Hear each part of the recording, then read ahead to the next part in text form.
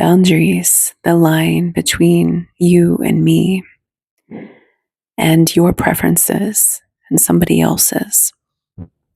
And what I have consistently observed is people who still have shadow work to do, and many of us do, but particularly those that struggle with toxic relationship patterns in their friendships, in their marriages, in their family relationships, in their dating. Most of them struggle with boundaries. Actually, a lot of times, boundaries are deeply triggering for people who still have shadow work left to do.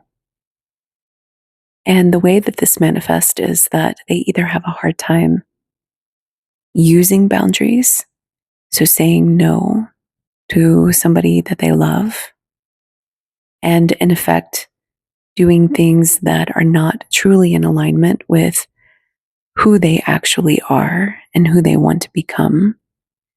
And so what happens is they lose themselves to other people's whims and desires. And they can be very generous in nature and very giving, and consequently attract the polarity of that experience to learn from. So they will have a tendency of attracting those that take a lot. And when you look back early on, you'll often see that there is this establishment of the pattern where the giver will be rushing to somebody's aid or will be in the face of a boundary test, won't recognize it. And so that they will be over generous. And this almost seals in the person that is more of a taker. Even if they give, they predominantly, when you play out the pattern over the course of years and decades, will find that one person takes more than they receive or than they give. And it's not necessarily a reciprocal type of dynamic, although it's impossible to be equitable in relationships 100% of the time. There's always going to be a little bit of a skew depending on where people are at. And this is normal. But when you zoom all the way out, you'll find that one person falls into this role of giving, and the other person falls in line with their hand out to receive. I remember working at Conscious Community in Costa Rica. There was somebody that wanted to book a day in between their departure and arrival, and they were trying to do this in advance because a friend was coming. And things were a little messy. And I can't remember the exact details, but they wanted to kind of like break the rules where they wanted us to hold it, but didn't want to pay for it or didn't want to actually book it until it was closer to the time. And I remember talking to the owner who had a very firm no about this, very firm boundary. They had a lot more experience than I did. A lot more experience. And they said, no, we can't do this because plans change and we can't hold this room and then lose it, if they end up, changing their plans. So I went back to the person and I told them this. Person got offended. And I thought, it's not really that big of a deal. It's just like, a couple days here and there, and they seem really set on their plans. It was kind of aggravating for the person that I had to say no to. And I didn't, at that time, understand that the owner was right. And I found myself putting myself in the owner's shoes and disagreeing and realizing that I would have made the mistake that the owner had made years before when they learned this painful lesson. And I would have done this on multiple occasions because there were several examples of this where this person actually did change their plans. And the owner was right that by the time that they got to the date, if we had accepted that, we would have lost money. And there's almost, now working in hospitality just for a brief moment, there's almost this, how do you say it? This entitlement. And I've spoken about it before with those from certain countries.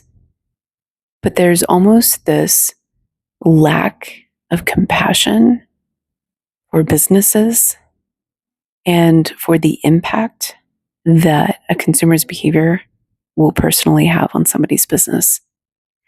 And I found this to be shocking, actually, especially in a conscious community where you're expecting that there's going to be a higher bar for these sorts of behaviors. And you find that sometimes that's true, but it's still in the minority. That's the reality. And these tough lessons of understanding that when people want what they want, then they often get upset by boundaries and will challenge those boundaries or feel victimized by those boundaries. When you play everything out, the reason that those boundaries are in place are to make things fair for everybody. There was another example of me working in this conscious community. And there was somebody that was traveling from the other side of the world. They wanted to stay, I think it was like 3 months, but they wanted to book the first month through the site and then pay for the other months. And there was just a little bit of a gray area. And I vouched for the person. And I said, let's go ahead and hold these 3 months for the person. Well, after that first month, they bailed on the reservation. And I was the one that had to apologize because I was the one that vouched for them and because they seemed so serious and so sincere. And I was the one that negotiated a soft boundary. And having that experience was very eye-opening for me because it showed me how wrong my judgment was in many ways, actually, and how we can sometimes see the best in people and we can take them at their word. And then there are consequences when they pull back their word.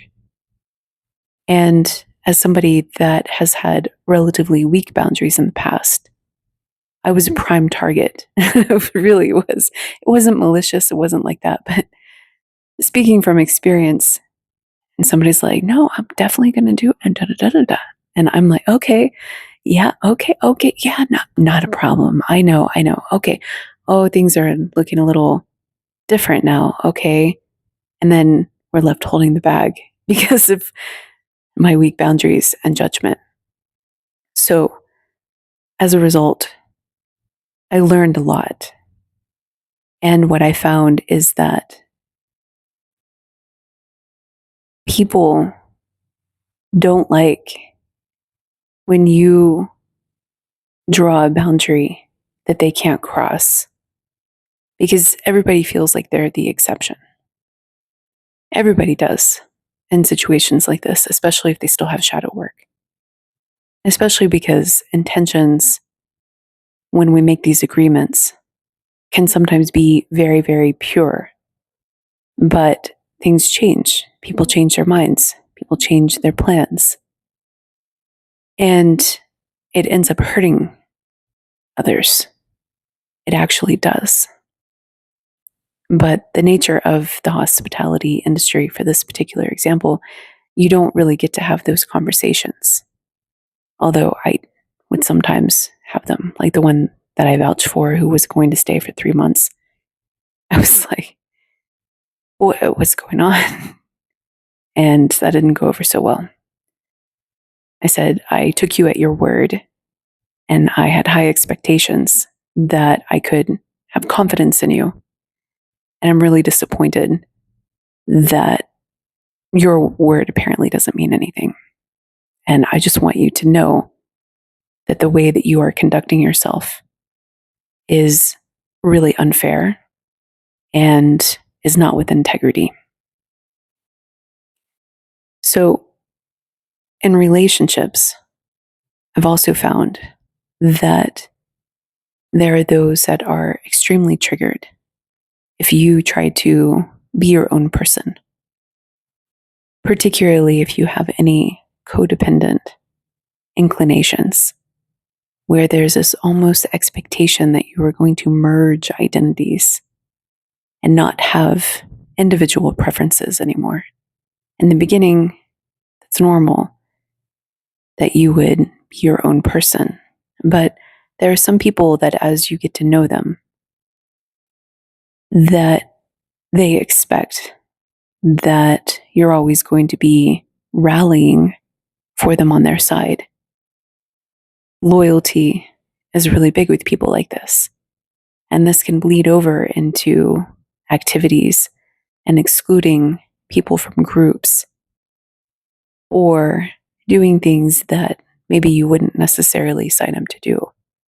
There's this pressured aspect that when you start to say no, when you start to believe different things, this can be highly triggering to those who need a bandwagon, and particularly those who need a bandwagon to run to whenever they are upset. And if you're not taking their side, ousting that friend or that person from the group, then it can cause serious ripples. And these are challenging relationships to walk away from and to end. Because very often what can happen is that there is a blind side where you'll find yourself very, very well taken care of when you're in their inner circle.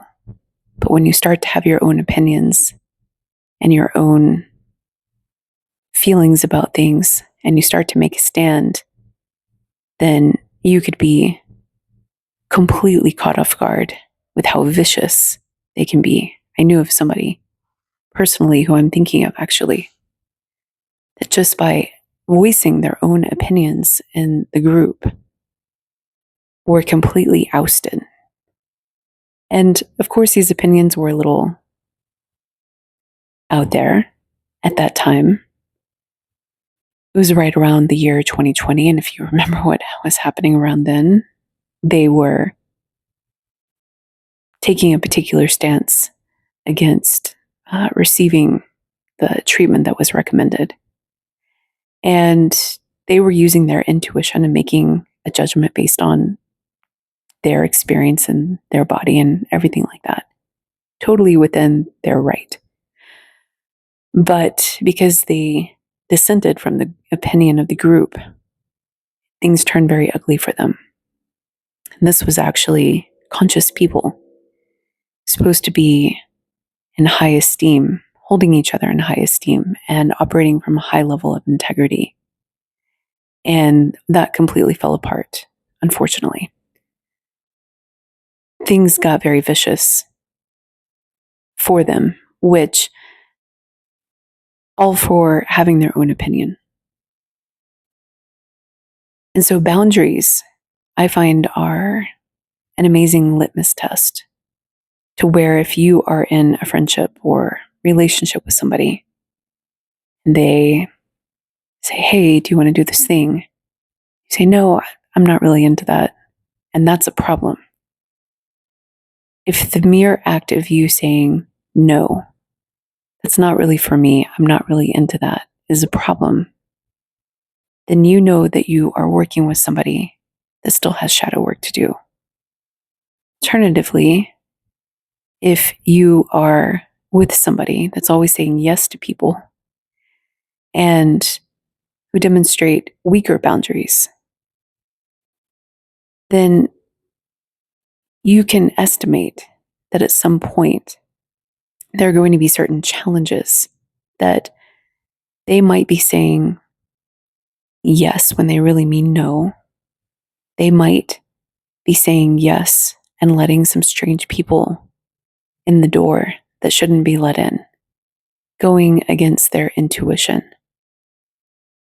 And this can cause some challenging circumstances to materialize, because when they're not trusting themselves and when they are naturally inclined to want to be agreeable and want to take care of people, then they might be blindsided by this tendency of saying yes when they really should be saying no. And if they are in a position of leadership or authority or watching after children, for example, then they might need some extra eyes on their judgment calls. And if they have any sway over people in vulnerable situations or work with special populations, then it's something that you should be aware of, that they might need extra support to police boundaries and to hold people accountable. And it's important for you to understand where their opportunities for growth are, because nobody's expected to be perfect, right? But there are real lasting consequences, devastating consequences which can occur sometimes. And without doing this level of shadow work, without sitting with your sense of how strong and clear your boundaries are and practicing those, even in the face of discomfort, then it should be expected that you're going to manifest some challenging situations for yourself. And having an extra set of eyes on your back to guide you through some of those tricky circumstances, particularly if you're in high impact positions, like at a company or working at some high level operations that requires a high degree of trust or secrecy, then understanding your boss's relationship with boundaries, or whether or not you're in a place that allows boundaries, these awarenesses will help to guide you in any tricky circumstances which may come up. And this obviously extends beyond professional settings. But being aware of your relationship with boundaries and the people in your life will tell you what sort of shitstorms, if there are any, that are going to come your way. And that will tell you how to navigate through them successfully and gracefully, if possible.